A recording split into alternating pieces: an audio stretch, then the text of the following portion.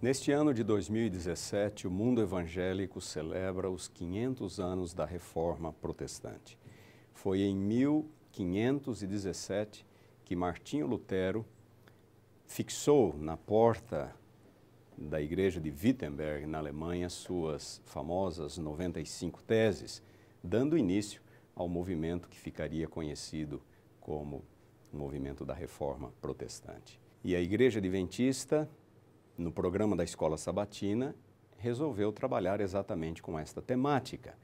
E por esta razão, neste terceiro trimestre de 2017 e no próximo, no quarto trimestre, vamos estudar dois livros que foram extremamente importantes e que deram a Martinho Lutero, por assim dizer, o conhecimento, a compreensão necessária para que ele pudesse levar adiante a obra da reforma. Dois livros que, embora não sejam idênticos, têm muita coisa em comum. Eles ensinam sobre a doutrina da salvação, como o ser humano pode alcançar justiça diante de Deus. Romanos e Gálatas. E neste trimestre, então, terceiro, vamos estudar a Epístola aos Gálatas, começando por esta epístola, e no próximo passaremos para a Epístola de Paulo aos Romanos. O Evangelho em Gálatas é o título da nossa lição da Escola Sabatina. Nós estudamos este tema, esta epístola, em 2011, portanto, apenas 6 anos atrás, e agora vamos estudá-la novamente por conta da temática dos 500 anos da Reforma Protestante. E esta primeira lição do trimestre, Paulo, o apóstolo aos gentios. O foco é o personagem, este grande apóstolo, sem dúvida nenhuma, o maior apóstolo da igreja primitiva. Paulo reconhecia isso. Ele diz em 1 Coríntios, capítulo 15, versículo 10, algo que pode não soar muito bem aos nossos ouvidos, se referindo aos demais apóstolos, ele diz: trabalhei muito mais do que todos eles. Mas ele é humilde o bastante para dizer que, na verdade, não foi ele, mas a graça de Deus atuando por seu intermédio. Ele se considerava, na verdade, o menor dos apóstolos por haver perseguido a igreja, pelo seu passado perseguidor. Mas ele reconhecia que, em se tratando da propagação do evangelho no mundo greco-romano da época, sem dúvida nenhuma, Paulo fez mais do que qualquer um dos demais apóstolos. O seu nome de nascimento era Saulo, e é assim que ele é apresentado na Bíblia, nos primeiros capítulos ali do livro de Atos. Ele não fora um dos 12 apóstolos, o que significa que ele não conhecera Jesus quando Jesus ministrou na Galileia, na Judéia. Ele não estivera entre os 12. Ele aparece pela primeira vez no relato bíblico apenas no capítulo 9 do livro de Atos, no contexto da execução de Estevão. Há muitas passagens em que o apóstolo fala acerca de si mesmo, nos dando algumas informações sobre sua vida e também sobre a sua experiência com Deus, a sua experiência de conversão. Uma importante passagem é encontrada em sua carta aos Filipenses, no capítulo 3. E eu quero chamar a atenção para o versículo 5, onde ele diz: circuncidado ao 8º dia. Ele era um bom judeu e os seus pais tomaram o devido cuidado de, desde o momento de seu nascimento, fazer com que ele seguisse todas as práticas judaicas determinadas pela lei. Da linhagem de Israel significa que ele era absolutamente judeu, sem mistura alguma, hebreu de hebreus, ele também diz nesse mesmo versículo, da tribo de Benjamim. Benjamim era o mais novo dos patriarcas dos filhos de Jacó, era considerado uma tribo de elite em Israel por haver dado o primeiro rei à nação, Saul. E Saulo, não é, recebeu esse nome exatamente em homenagem a Saul, porque o nome Saulo é a forma helenizada, ou a forma grega, por assim dizer, do nome hebraico Shaul, que era o nome do primeiro rei de Israel. Outra informação que nós encontramos no Novo Testamento acerca de Paulo, em Atos capítulo 21, versículo 39, capítulo 22, versículo 3, tem que ver com o seu local de nascimento. Paulo nascera em Tarso, que era a cidade mais importante, a capital da Cilícia, que era uma província romana. Este mapa reproduz o Império Romano no primeiro século, que ocupava todas estas regiões ao redor do Mar Mediterrâneo, a região mais sul e ocidental da Europa e todo o norte da África. Aqui está a Palestina, com Jerusalém, e aqui está a província da Cilícia. Esta parte corresponde à moderna Turquia. A Cilícia ficava na região sudeste do que hoje é a moderna Turquia, e aqui estava a cidade de Tarso. Foi aqui que Paulo nasceu. O que significa dizer que Paulo, embora sendo judeu, nascera no mundo greco-romano. Paulo era um judeu da diáspora ou da dispersão. É uma expressão que é utilizada na Bíblia, era utilizada na Antiguidade para descrever os judeus que nasciam ou que viviam fora da Palestina. Na verdade, 60% dos judeus no primeiro século viviam no mundo greco-romano, não viviam mais na Palestina. De uma população estimada entre 8 a 10 milhões de judeus, apenas cerca de 40% deles viviam na Palestina. Paulo, portanto, era um judeu helenista, nascido em Tarso, no mundo greco-romano. Também somos informados pelo livro de Atos, capítulo 22, versículos 25 a 28, que Paulo tinha cidadania romana. Ele nascera romano. Nós encontramos esta informação ali. Por alguma razão, de alguma forma, ou o pai ou o avô do apóstolo conseguira a cidadania romana, de tal modo que quando Paulo nasceu, ele já nascera como um cidadão romano. E um cidadão romano tinha alguns importantes privilégios naquela época. Ele não pagaria alguns impostos, no caso de um julgamento, ele poderia exigir um julgamento justo, e no caso de ser executado, ele poderia ter uma morte rápida, o que significa, por exemplo, que um cidadão romano não poderia ser crucificado, que era uma morte lenta, mais um meio de tortura, na verdade, do que um meio de execução. O fato de Paulo ter cidadania romana, isso ajudou, e ele soube fazer uso deste privilégio em alguns momentos durante o seu ministério.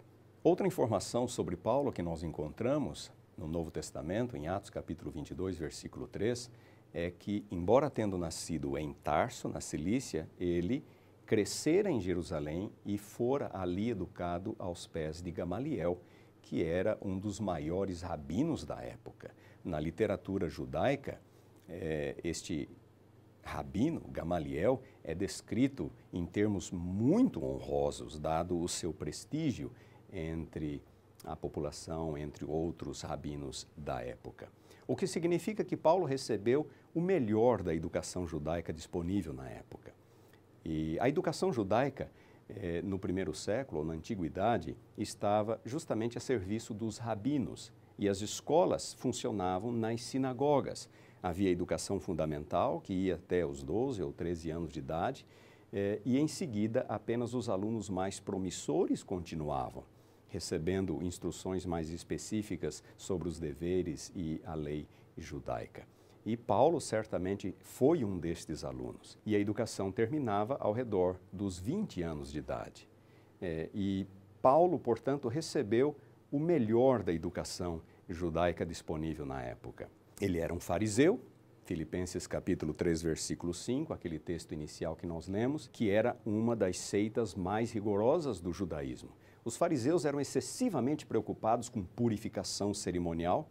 Interessante que Deus exigira ou dera certas leis de purificação para os sacerdotes, mas os fariseus raciocinavam assim: se estas leis são importantes para os sacerdotes, então elas são importantes para nós também. E eles se submetiam quase que a todo o ritual de purificação destinado aos sacerdotes. A outra característica dos fariseus era a obediência. Eles eram extremamente obedientes, rigorosos nos mínimos detalhes da lei. Eles faziam questão de obedecer, de dar o dízimo mesmo de pequeninas plantas, às vezes, que eles cultivassem em seu quintal. Uma informação importante sobre Paulo é que ele não conhecia Jesus. E aqui surge a pergunta: como pode Paulo ter crescido em Jerusalém, ser educado por Gamaliel e não ter conhecido a Jesus? Uma possibilidade é a de que Paulo tenha completado os seus estudos rabínicos ao redor dos 20 anos de idade, um pouco antes de Jesus entrar em cena, um pouco antes de Jesus iniciar o seu ministério na Palestina. E então, Paulo pode ter retornado para Tarso, na Cilícia, onde ele recebeu sua educação secular. Porque nós temos algumas pistas em seus escritos de que Paulo era versado em algumas disciplinas seculares, como retórica, direito e filosofia. A linguagem de Paulo nos permite chegar a esta conclusão.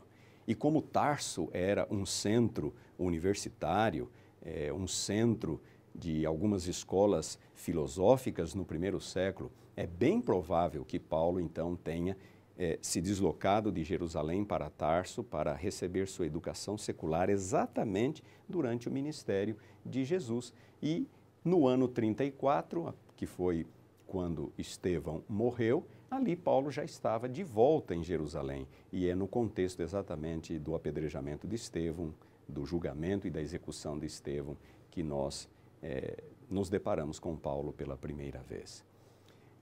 Naquele momento, logo que Paulo aparece em cena, ele é um inimigo da fé cristã, é um opositor.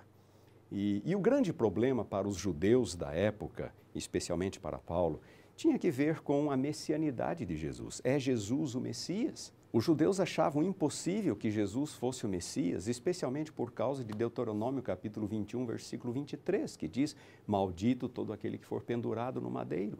Jesus morrera no madeiro. Como pode Jesus ser ao mesmo tempo o Messias, o escolhido de Deus e o maldito de Deus? Para os judeus era uma contradição de termos, Jesus ser o Messias. Outro ponto tinha que ver com o aparente desprezo de Jesus para com o templo e a lei. Na verdade, esta era uma interpretação muito equivocada. Jesus foi contra o mau uso do templo. Jesus era contra o mau uso da lei. Para os judeus, porém, parece que Jesus estava afrontando aquilo que havia de mais sagrado no judaísmo. E, portanto, para Paulo, em seu zelo, Jesus não deveria, na verdade, ser considerado um herege, e por conta disto, a sua execução, a sua morte, fora merecida. E é por isto que Paulo não podia suportar que as pessoas, que seus conterrâneos, como Estevão e outros, pudessem ser seguidores de Jesus. Estevão era um líder na sua comunidade e por isso Paulo liderou a execução de Estevão. E em seguida se tornou um perseguidor da igreja. Para ele, o judaísmo precisava ser purificado desta heresia deletéria, danosa, não é? Que ia contra, na sua opinião, os pilares da fé judaica. E então, o texto Atos 9 diz que Paulo vai ao sumo sacerdote e pede a ele cartas para que ele pudesse ir às sinagogas de Damasco. Como eu disse, havia judeus espalhados por todo o mundo greco-romano. Damasco era uma importante cidade que ficava ao norte da Palestina. E no momento em que Paulo vai ao sumo sacerdote e pede cartas para ir às sinagogas de Damasco, atrás de judeus cristãos, não é? Paulo se torna um apóstolo, um xalia. Um xalia era um apóstolo do sinédrio, um apóstolo do judaísmo. É exatamente o que Paulo se tornou no momento em que ele recebe do sumo sacerdote cartas para ir a Damasco, autorização oficial. Paulo se torna um apóstolo do judaísmo. Paulo, portanto, foi um apóstolo judeu antes de se tornar um apóstolo cristão. E ao estar se aproximando de Damasco, o improvável aconteceu, não é? Paulo tem uma visão de Cristo, Jesus o chama de modo especial para ser apóstolo aos gentios e então Paulo inicia sua carreira missionária. Ele tinha cidadania romana, o que seria um trunfo para ele. Ele falava o grego, por haver nascido no mundo greco-romano, ele era fluente em grego. Paulo conhecia a cultura greco-romana melhor do que qualquer um dos demais apóstolos, e tudo isto foi importante para que Paulo se tornasse o grande apóstolo em que ele se tornou. E um ponto que não devemos nos esquecer é a compreensão que Paulo tinha do Evangelho. Ele era um profundo conhecedor das Escrituras e a sua conversão, aquele encontro com Cristo na estrada de Damasco, permitiu com que Paulo reavaliasse inteiramente todos os seus conceitos, a sua fé, as suas crenças. E Paulo chegou a uma compreensão do Evangelho que os demais apóstolos em Jerusalém, por exemplo, não conseguiram chegar num primeiro momento. Nós encontramos algumas tensões entre Paulo e a igreja de Jerusalém, incluindo-se os apóstolos, exatamente por causa desta visão mais profunda e mais clara, mais pura, por assim dizer, do Evangelho que Paulo tinha. E ele diz na sua epístola aos Gálatas, capítulo 1, versículos 11 e 12, faço-vos, porém, saber, irmãos, que o Evangelho por mim anunciado não é segundo o homem, porque eu não recebi nem o aprendi de homem algum, mas mediante revelação de Jesus Cristo. Paulo falava com a autoridade de alguém que havia sido instruído por Deus, que havia tido revelações de Deus, um encontro especial com Deus. E o tema desta epístola aos Gálatas é exatamente o Evangelho, não é? A ênfase de Paulo na natureza do Evangelho, como que o ser humano pode alcançar o favor de Deus, a graça de Deus, justiça diante de Deus. Paulo, ao dar esta ênfase em Gálatas, em Romanos, em Coríntios também, em algumas outras passagens, ele estava, na verdade, lutando contra uma tendência que havia na Igreja Apostólica, visto que praticamente todos os primeiros cristãos eram judeus, eles eram fortes e eles tentavam trazer para dentro do cristianismo os seus conceitos, as suas práticas. E havia aquele grupo, a quem nós chamamos de judaizantes, que era um grupo de judeus de Jerusalém que ia numa espécie no encalço do apóstolo, não é, em suas viagens, desfazendo o seu evangelho e ensinando um outro evangelho, ensinando justificação pela lei, pela guarda da lei.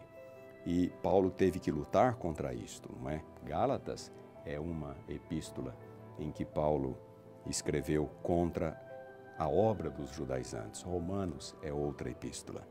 E durante todo este trimestre estaremos então estudando esta epístola extraordinária. Embora curta, 6 capítulos apenas, em Gálatas nós encontramos alguns dos conceitos mais fundamentais acerca do Evangelho, da salvação unicamente pela fé em Cristo Jesus. Você é nosso convidado. Estaremos aqui com a intenção de ajudá-lo, fornecer-lhe algum material adicional, algum subsídio adicional, para que você possa ter uma compreensão mais profunda desta epístola e deste tema maravilhoso.